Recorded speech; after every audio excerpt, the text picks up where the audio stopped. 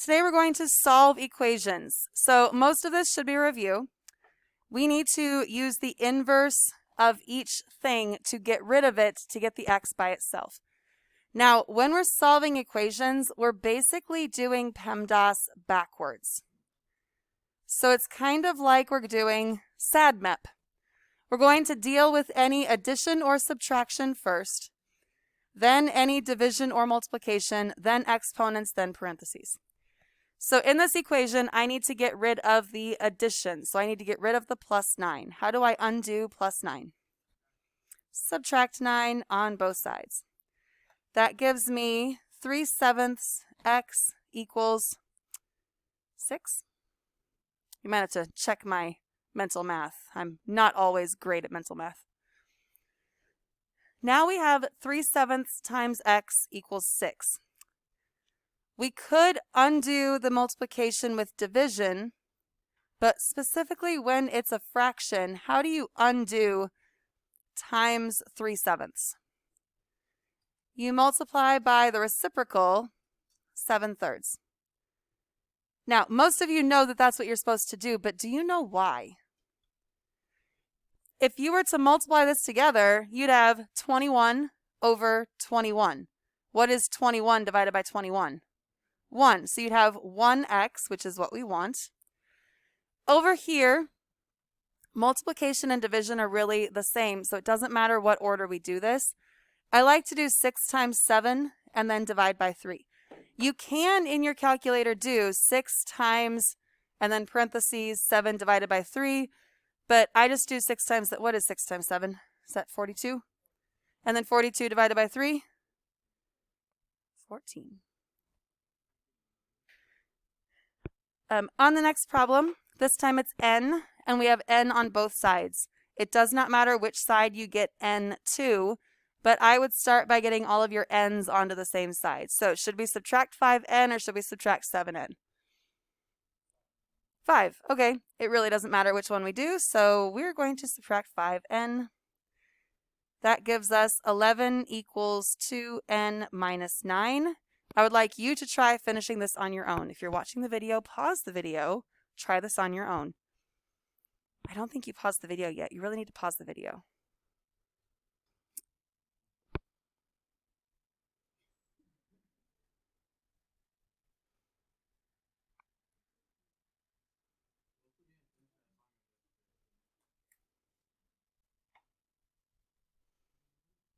Did you get n equals 10?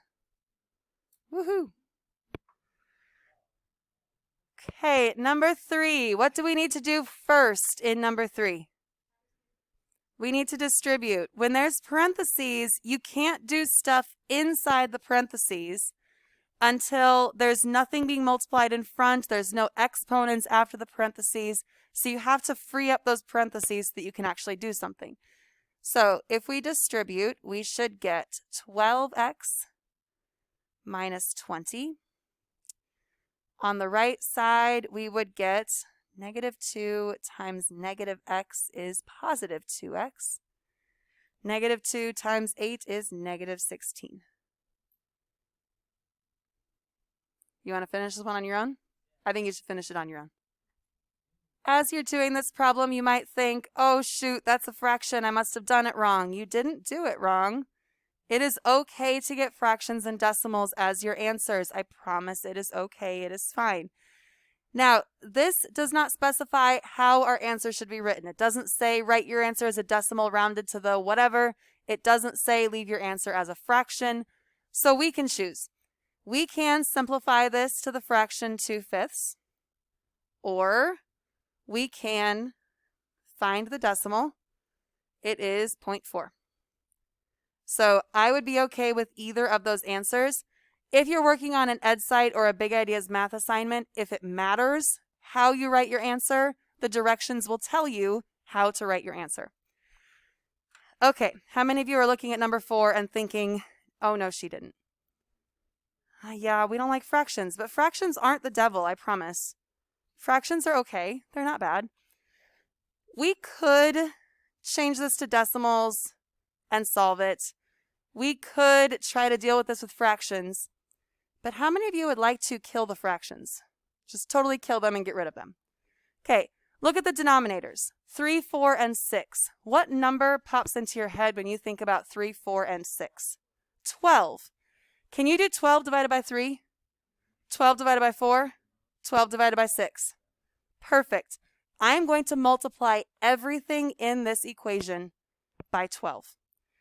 So if I multiply this first term times 12, what's 12 divided by 3?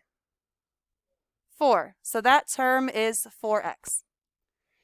I'm going to multiply the second term times 12. What's 12 divided by 4?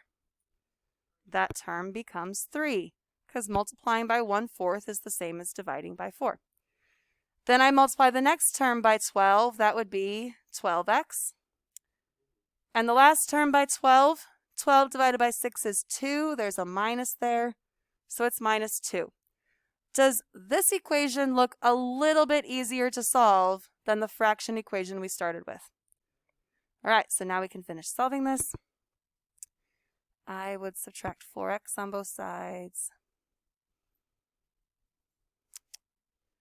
8x minus 2. I would add 2 on both sides. Oh no, did we do something wrong? No.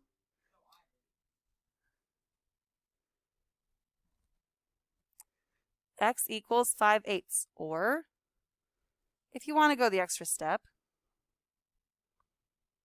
x equals 0.625.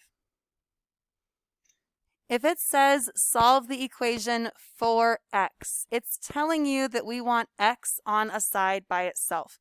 So our goal is to get this x by itself.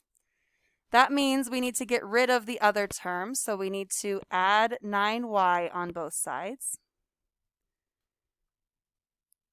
Can I combine 9 and 9y?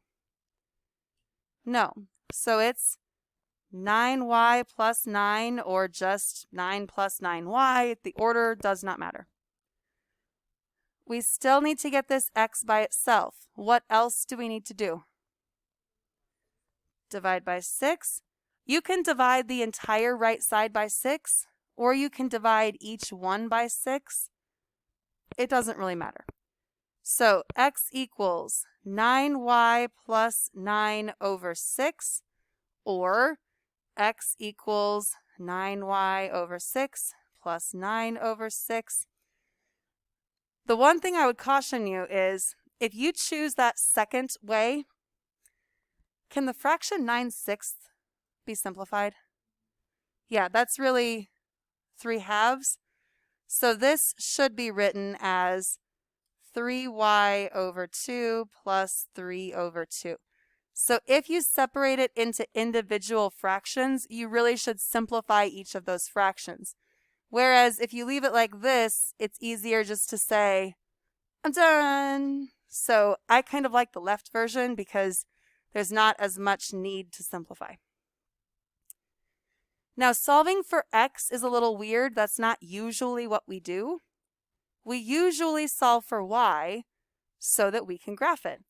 So I want you to try number 2 on your own. Solve the equation for y.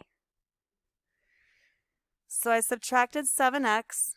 In the second step, I always write the x term first, just because that makes it look more like slope-intercept form. Then I divided both sides by -3. Now, if you have this one as your answer, I would count that as correct for right now. But technically, if you split up the fractions, -7 over -3 becomes +7/3. 8 over -3 becomes -8/3. It just is a little bit cleaner if you separate it out and simplify it. But honestly, I just want you to get used to getting y by itself. So at this point, I don't really care. Okay, number 3 is kind of weird. We won't see this very often, but I want you to at least see what's going on here. To get y by itself, we would first subtract x. So I'd have xy equals -x plus 1. How do I get rid of times x? Divide by x. If I divide everything by x, negative x divided by x is negative 1. And then we have 1 over x. So it's just kind of weird because the x ends up in the denominator. These are formulas that you may have seen in the past. The first one is the perimeter of a rectangle.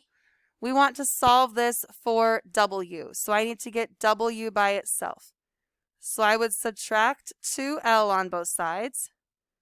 So we have p minus 2l equals 2w. Yeah, that's an L. I do it cursive so that it doesn't look like a 1. Then we need to divide by 2. I would just take the whole thing divided by 2. So w equals p minus 2l, all divided by 2. Okay, I want to show you, I said we were going to do 2 of these. We're actually going to do 3 of them. Number 5, if we want to get h by itself, what I want you to realize is this formula for, I believe this is volume of a sphere, I think. It's all multiplication in there. The 1/3 is a little bit weird, but it's pi times r squared times h. So if I want to get the pi and the r squared out of there, I just divide by pi r squared. So I have v over pi r squared equals 1/3 h.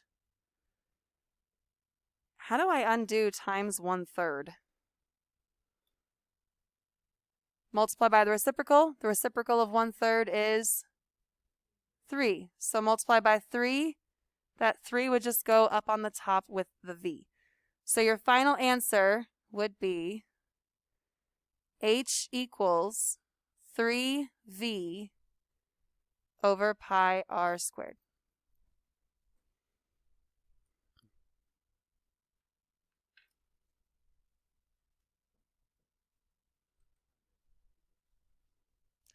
What just happened? Number 7 is similar to your assignment. In number 7, they want us to get b2 by itself. On your assignment, I think you just have to get h by itself. I think getting h by itself is easier than getting b2 by itself. So, what should we do first in number 7? There are several correct answers here. What could we do in number 7 to try to get the b2 by itself? How? Can we get rid of the 1/2? How do we get rid of 1/2? Multiply by 2.